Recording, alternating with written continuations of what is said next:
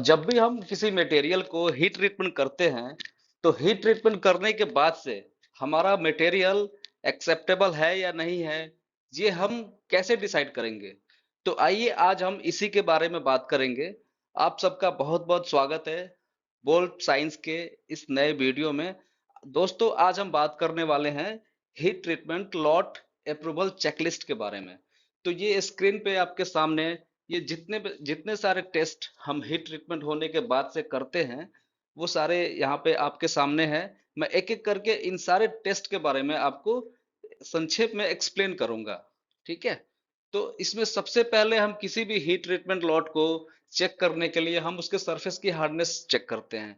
Surface की hardness ये हर bolt के, हर फास्टनर के ग्रेड के अकॉर्डिंग ये हार्डनेस हमारी अलग अलग होती है। अगर हम 8.8 की हार्डनेस की बात करें तो 23 टू 32 एचआरसी चाहिए। अगर हम 10.9 ग्रेड की बात करें तो 32 से 39 एचआरसी के बीच में हमारी हार्डनेस होनी चाहिए। अगर हमारी हार्डनेस इतनी है तो हम ये मान के चलेंगे कि हमारा हार्डनेस सही है।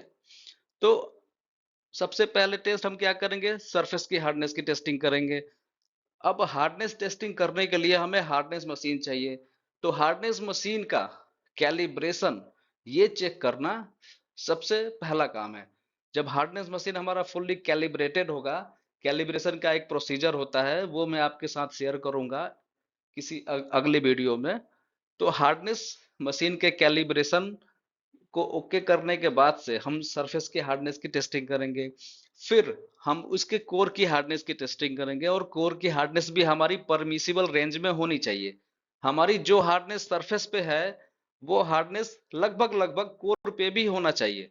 अगर वो हार्डनेस कोर पे नहीं आ रहा है, मतलब कि हमारे मटेरियल में कुछ प्रॉब्लम है, हमारे हार्डनेबिलिटी का, जो मैंने आपको पिछले वीडियो में समझाया था, ये हार्डनेबिलिटी काफी इंपॉर्टेंट रोल प्ले करता है हार्डनेस को यूनिफॉर्मली मेंटेन करने में। तो अगर आपने वो नहीं देखा है तो प्लीज जाके उसे देखिए ताकि आपका कंसेप्ट अच्छे से क्लियर हो जाए कि हार्डनेबिलिटी का क्या इंपॉर्टेंस है। और हार्डनेबिलिटी जिस मटेरियल में हम मेंटेन करते हैं, हार्डनेबिलिटी जिस मटेरियल की अच्छी होती है, उसमें सरफेस की हार्डनेस और कोर की हार्डनेस दोनों अच्छी होती है। लगभग लगभग वो दोनों हार्डनेस सेम होती है। और इन दोनों हार्डनेस का सेम होना जरूरी भी है। अगर ये हार्डनेस सेम ना हो और रेंज में ना हो तो हमारा इम्पैक्ट उसका टेंसाइल स्ट्रेंथ के टेस्ट पे आता है, जो हमारा अगला टेस्ट है, टेंसाइल स्ट्रेंथ। टेंसाइल स्ट्रेंथ की ये हमारा, अगर कोर की हार्डनेस हमारी सही ना हो तो ये टेंसाइल स्ट्रेंथ में कई बार हमारा बोल्ट फेल हो सकता है। और बोल्ट फेल होने का सबसे बड़ा रीजन हम यही मान के चलते हैं कि हमारे कोर में उसकी हार्डनेस सही नहीं हुई है। मतलब अगर कोर में हार्डनेस सही नहीं है, इसका क्या मतलब है? इसका मतलब ये है कि हमारे कोर में टेम्पर्ड मार्टेनसाइट का फॉर्मेशन अच्छे से नहीं हुआ है। ठीक है। अब हम अगला test, proof load test. Proof load test में क्या होता है, जब हम प्रूफ लोड करते हैं किसी भी फास्टनर को तो उसमें एक डिफॉर्मेशन होता है। तो वो डिफॉर्मेशन परमानेंट नहीं होना चाहिए। बाकी प्रूफ लोड के बारे में और डिटेल में मैं आगे के वीडियोस में बातें करूंगा आपसे। और फिर अगले टेस्ट के बारे में बात करते हैं। तो अगला टेस्ट है हमारा वेज टेंसाइल टेस्ट। अब ये वेज टेंसाइल टेस्ट और टेंसाइल स्ट्रेंथ, इन दोनों में क्या डिफरेंस है, इसके बारे में एक अलग से मैं मॉड्यूल बनाऊंगा। अभी मैं आपको बस ये बता रहा हूं इसमें कि हम कौन कौन से टेस्ट के थ्रू ये डिसीजन लेने के लिए कैपेबल होते हैं कि हाँ हमारा अब ये लॉट अप्रूव कर सकते हैं या नहीं कर सकते हैं। फिर अगले टेस्ट की बात करते हैं। अगला टेस्ट है हमारा सरफेस डिकार्बोराइजेशन। सरफेस डिकार्बोराइजेशन की वैल्यू हमारी स्टैंडर्ड लिमिट में होनी चाहिए। फिर विजुअल इंस्पेक्शन करते हैं। विजुअल इंस्पेक्शंस में हमारे क्रैक्स नहीं होने चाहिए, बिल्कुल भी क्रैक्स बिल्कुल भी अलाउ नहीं है। No quench crack is allowed in fasteners after heat treatment. फिर हम थ्रेड्स की चेकिंग करते हैं। थ्रेड्स की चेकिंग कैसे करेंगे, वो गो और नो गो के गेज होते हैं, उसको हम यूज करके थ्रेड्स की चेकिंग करते हैं। अब तो ये, अभी तक तो हमने जो बात करी ये प्रोडक्ट की टेस्टिंग की बात करी। अब कुछ टेस्टिंग हम ऐसे भी करते हैं जो प्रोसेस में होते हैं। जैसे फर्नेस में टेम्परेचर का क्या,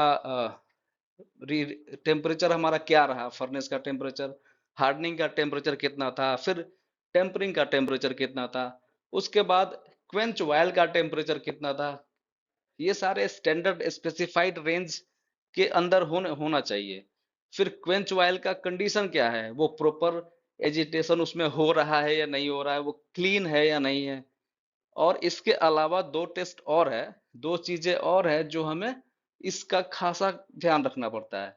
ये है हीट नंबर की ट्रेसेबिलिटी। हीट नंबर की ट्रेसेबिलिटी जो एमटीसी में हीट नंबर दिया हुआ है, मिल टीसी में जो हीट नंबर दिया हुआ है, वो हीट नंबर के साथ इसकी ट्रेसेबिलिटी हमें वो भी चेक करनी होती है।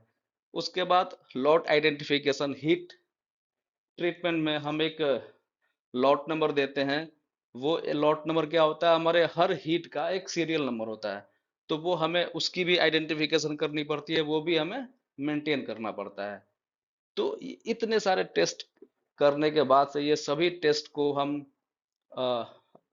चेक करने के बाद से फिर हम इस फैसले पे पहुंचते हैं कि हमारा हीट ट्रीटमेंट का ये लॉट ओके है या नहीं है। तो उम्मीद है आपको कौन कौन सी टेस्टिंग्स हमें करनी पड़ती है हीट ट्रीटमेंट के बाद, इसके बारे में आपको पता लग गया होगा। बाकी इन सारे टेस्टिंग्स के ऊपर मैं एक एक करके वीडियो बनाऊंगा डिटेल में। तो अभी के लिए धन्यवाद। Thank you so much.